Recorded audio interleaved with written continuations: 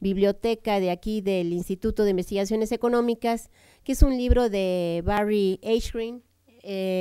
Barry Eichengreen fue funcionario del Fondo Monetario Internacional y actualmente ya tiene varios años trabajando en el Instituto de Economía Internacional en Washington. Y el último libro que escribió es Privilegio Exorbitante. Esto haciendo referencia principalmente al privilegio que tiene el dólar como una moneda que, tal como él lo platica al inicio del libro, bueno, dice, bueno, nosotros los norteamericanos vamos a la India y podemos pagar el taxi con nuestra moneda, o vamos a otro país, bueno, sería el caso de México, y también el dólar es aceptado. De alguna manera, realmente el dólar ha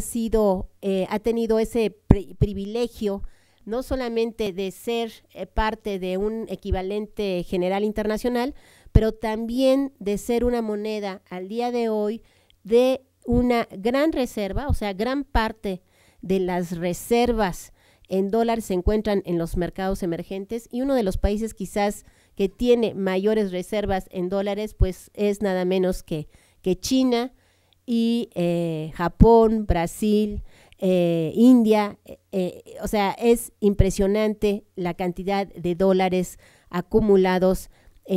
a nivel internacional. Entonces, él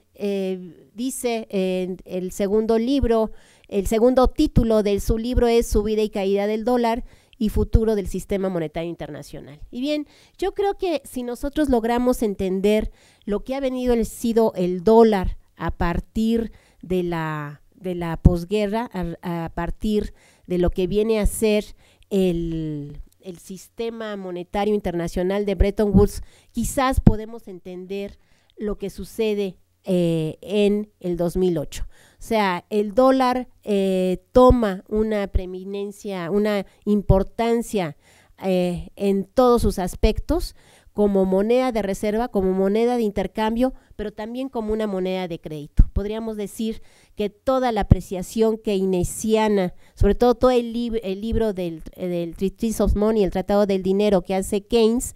que lo hace cuando todavía el dólar no es una moneda, sería el equivalente general internacional, puesto que en ese momento es la libra la que tiene mayor peso en las transacciones internacionales. Este libro, pues de alguna manera estaría haciendo la historia en estos momentos, si saliera publicado en estos días, pues de lo que viene a ser la importancia del dólar como equivalente general internacional. O sea, es medida de valor, dinero crédito,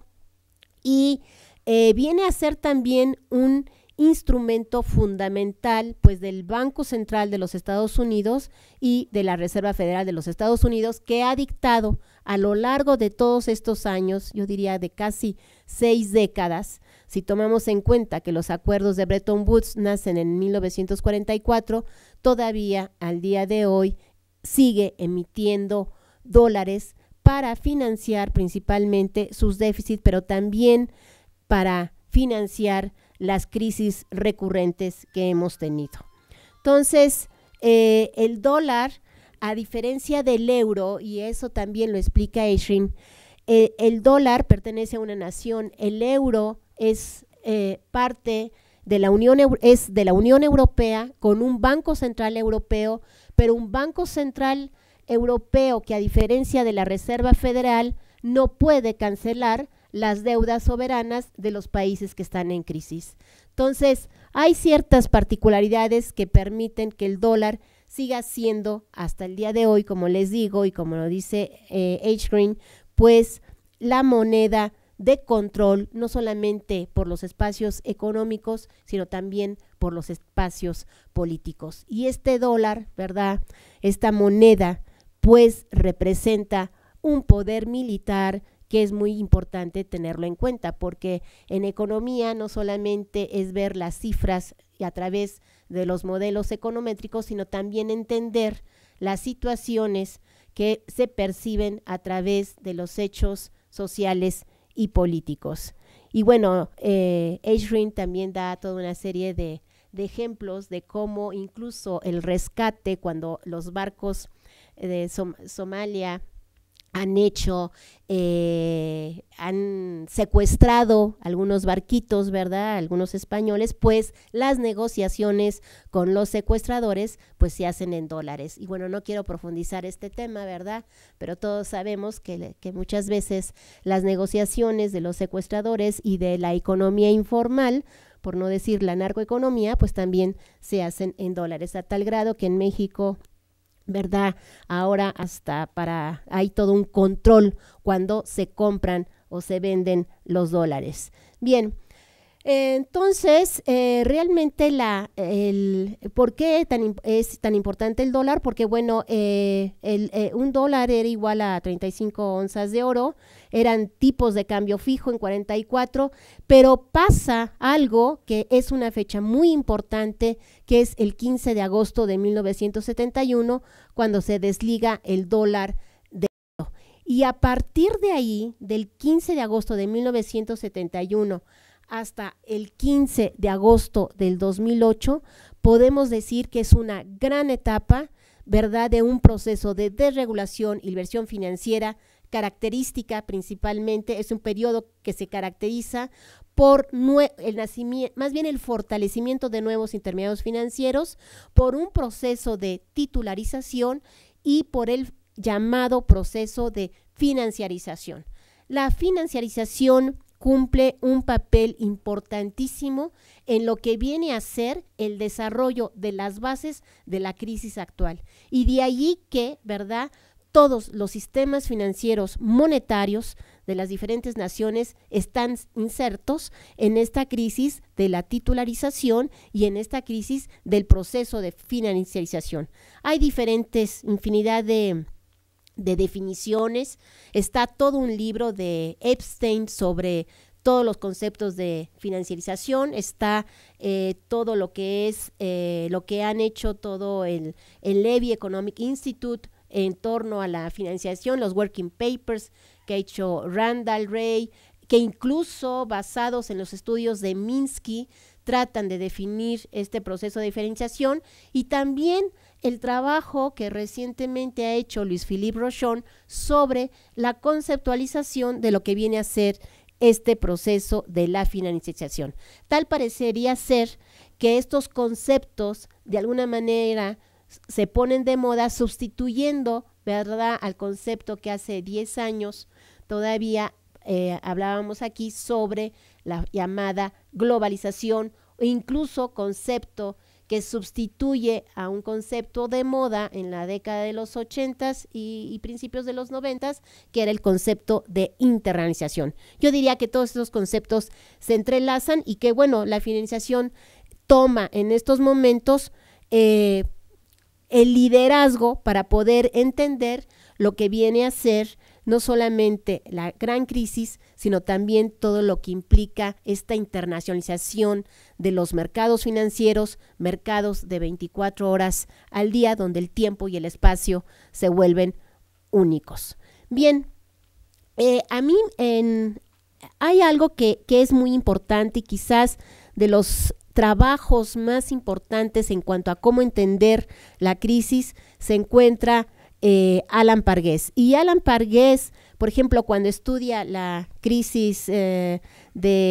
Europa, pues la señaliza como una crisis muy profunda, pero hay algo que me parece que es importante destacar, porque gran parte de los artículos que se han escrito sobre la crisis europea, porque bueno, ya, o sea, pasamos de la titularización, de la crisis subprime, de los muy grandes para quebrar, muy grandes para salvar, que eso es un tema que lo tratamos el año pasado, pues ahora viene a verse qué está pasando en Europa y cómo es que los problemas no están solucionándose como quisiéramos, o que Europa ya saliera, sobre todo los países de los famosos Portugal, Irlanda, Grecia, España, salieran de una crisis que ya lleva, pues, por decirlo así, 4 o 5 años. Entonces, efectivamente es una crisis bancaria, y aquí la idea que quería transmitirles es que gran parte de los académicos se han fijado mucho en las deudas soberanas, pero más allá de manejar la crisis europea como una crisis de deudas soberanas. El problema es que es una crisis monetaria y el problema de las quiebras bancarias. Y allí también está la hipótesis que trabaja Alan Pargués, que es el efecto mariposa, que en mi opinión hay que rescatarlo para poder entender esta crisis. Bien, esta crisis, ¿verdad?, por la que pasa Europa, por la que estamos pasando los países, pues es precisamente el desarrollo del proceso de financiación es lo que ha hecho quebrar este sistema, pero la forma en que los bancos europeos se financiaron para llevar a cabo todo el crecimiento de los últimos años, principalmente de la década de los 90 y sobre todo la primera década de este siglo, porque los países estuvieron creciendo, pero estuvieron creciendo basándose en deuda, y no es que la deuda sea mala, yo creo que la deuda depende el uso que se le dé. Gran parte de esa deuda fue para crear infraestructura, pero el problema fue con quién se contrató esa deuda y que Europa en sí, como yo les decía,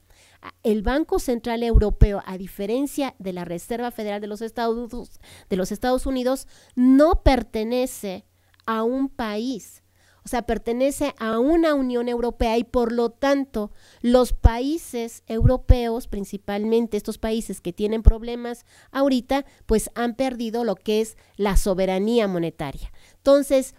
y además hay otra razón fundamental para poner en duda la continuación del euro, es que estos países, desgraciadamente, contrataron su deuda con esos nuevos intermediarios financieros que se vieron fortalecidos durante los últimos 40 años, que son principalmente los llamados hedge funds y, ¿verdad?, los fondos de pensiones. Entonces, esto crea un grave problema porque los países definitivamente no pueden enfrentar la deuda, pero tampoco el Banco Central Europeo no se puede sentar a negociar, ¿verdad?, con estos intermediarios institucionales. Aquí incluso, o sea, esta moneda única viene a ser para los países, ¿verdad?, europeos, pues una camisa de fuerza, donde la política fiscal y la política financiera están subsumidos a los intereses de los intermediarios. Y esto tampoco facilita, el mismo Banco Central no facilita una política de pleno empleo. Bien, un poco, porque me imagino que ya, ¿cuánto me faltan? Sí. Bien, bueno, estas deudas soberanas, las famosas deudas, pues con quién se contrataron. Y bueno, yo creo que ahí quizás podríamos dar una lección, ¿verdad?, a quienes pues yo no diría que una lección, pero sí quizás una forma de cómo los países latinoamericanos salieron cuando el gran problema de la deuda externa en 82 fue que, al menos en el caso de México, y bueno, también porque México inicia las renegociaciones de la deuda externa a partir de agosto del 82, y esa pauta se va a dar para Brasil y Argentina posteriormente, y para los otros países, que fue sentarse a negociar con el Fondo Monetario Internacional, el Banco Mundial, el Banco Internacional de Pagos, y aquí es donde se dieron los préstamos salvamentos, ¿verdad?, préstamos salvavidas para no caer en moratorias, pero de alguna manera para llegar hasta un plan después de varias renegociaciones, el plan Brady, donde de alguna manera se negoció la baja del servicio de la deuda externa, la baja de las tasas de interés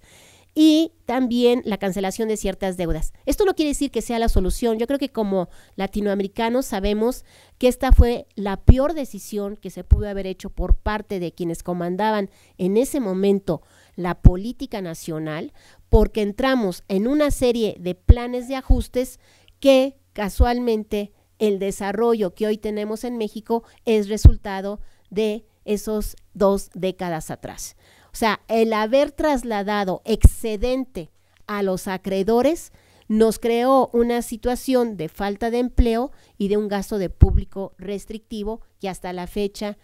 esas consecuencias las hemos sufrido. El problema es que aquí sí nosotros nos sentamos a negociar las deudas con los acreedores. En 94 fue diferente, las crisis bancarias fue diferente porque los bancos con quienes habían contratado los créditos pues eran ya los fondos institucionales. No es una casualidad que a México se le haya dado por parte del gobierno de Clinton 50,000 millones de dólares cuando lo que se tenía que hacer era entrar ese dinero para que saliera a los fondos de pensiones norteamericanos. Aquí en este caso, gran parte de la deuda que está contratada o otorgada por los fondos de pensiones, tanto de Alemania como de Francia, bien, pues de alguna manera no se logra sentar un acuerdo de negociación. Y yo les quiero, bueno, también hay otro, me voy a apurar, yo creo que también un concepto que es muy importante para poder entender la crisis, sin lo cual es muy difícil entenderla, es el concepto de régimen de acumulación financiera que François Chesnais y toda la escuela francesa regulacionista ha tratado a lo largo de varias publicaciones, entre ellos Goodman, Bernice, Aglietta, Bouyer, etcétera. Y bueno, está también el concepto de Money Manager Capitalism, el de Hyman Minsky, ¿verdad? Que es un concepto que Randall Wright también lo maneja y que, bueno, realmente ya Keynes en el capítulo 17 lo expone de manera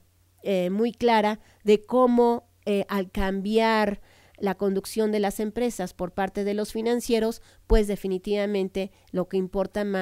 más es no tanto la ganancia en el sector productivo, sino la ganancia financiera y por lo tanto la especulación. Y bien, esto ya lo he dicho, es la relación que hace un articulista del Financial Times en relación a lo que fue la crisis latinoamericana de la deuda externa. Y quizás, yo terminaría un poco con esta imagen, ¿verdad? Donde pues nos señala cómo, esta es una imagen de la India, bueno, cómo a pesar de que los países crecen, ¿verdad? Pues la pobreza se agudiza. Realmente la distribución del ingreso desde antes de esta crisis y en el curso de la crisis se está ampliando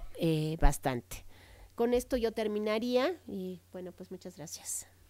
Gracias a la doctora Girón.